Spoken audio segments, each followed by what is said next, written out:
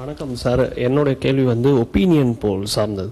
இப்போ ஒப்பீனியன் போல் சொல்லி நிறைய ஊடகங்கள் தொகுதி வாரியா வெளியிடுறாங்க.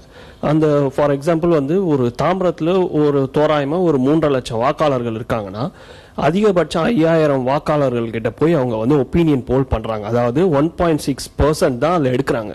இதை எடுத்துட்டு 3 லட்சம் பேருடைய மனசுலயும் இதுதான் இருக்குது அப்படின்னு சொல்றதுல எந்த வகையில ஒரு நியாயம் இருக்கு? அந்த ஊடகங்கள் அவங்களுடைய விருப்பத்தை அதுல சொல்றாங்களா? ஏன்னா ஒரு சாமானிய ஊடகத்தை பார்ப்பான், அந்த ஊடகத்திலேயே சொல்லிட்டாங்கப்பா, அப்ப அந்த கட்சிக்கே போடு, மாற்றம் நினைக்கிறவன் யாரும் மாற்றத்துக்கு போகாம ஊடகத்துல சொல்லிட்டாங்க, அதை ஒரு வேத வாக்கா எடுத்துட்டு இனி அதுவும் ஒரு சைக்கலாஜிக்கல் அட்வான்டேஜா ஒரு மக்கள் கிட்ட போகுது. இதை பத்தி உங்களுடைய கருத்து என்ன சார்? எனக்கு உங்க கருத்து தான். அதாவது ஊடகங்கள் தான் இன்னைக்கு மக்களுடைய மனதை படம் பிடித்து காட்ட வேண்டும் என்று நாம் நினைக்கிறோம்.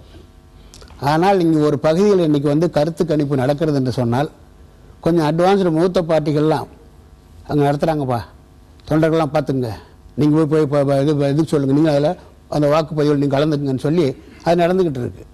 அதே மாதிரி இன்றைக்கி பத்திரிகையிலே பெரும்பாலும் பெய்டு நியூஸ் தான் வருது. மோஸ்ட் ஆஃப் தி பத்திரிகை பெய்டு நியூஸ். ஒன்றுமில்லை, இங்கே 10 பேர் உட்காந்துருக்கீங்கன்னா அந்த 10வது ஆளை விட்டுறான். ஏன் விடுற? காரணக்காரியம் இல்லை, என்னமோ பிடிக்கல. அதுதான் பத்திரிகை இப்போ இந்த பத்திரிகை நிலைமை. அதனால் இந்த கருத்து கணிப்பு தேவையில்லை. அப்படி இருந்தால் முறையாக நடத்த வேண்டும்.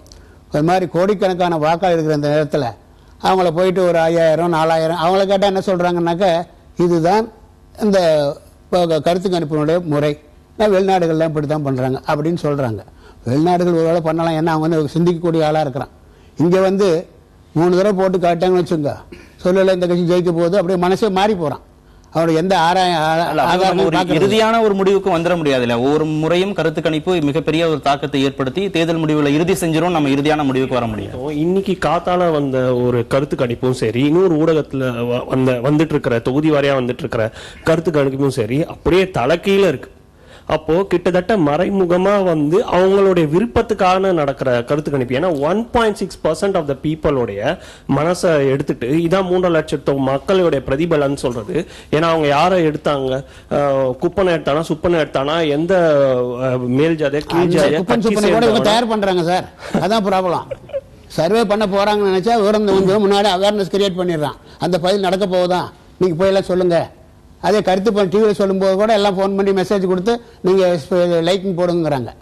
அதுதான் இன்றைக்கு கருத்து கணிப்பு. எனக்கு உடன்பாடு இல்லை அதில்.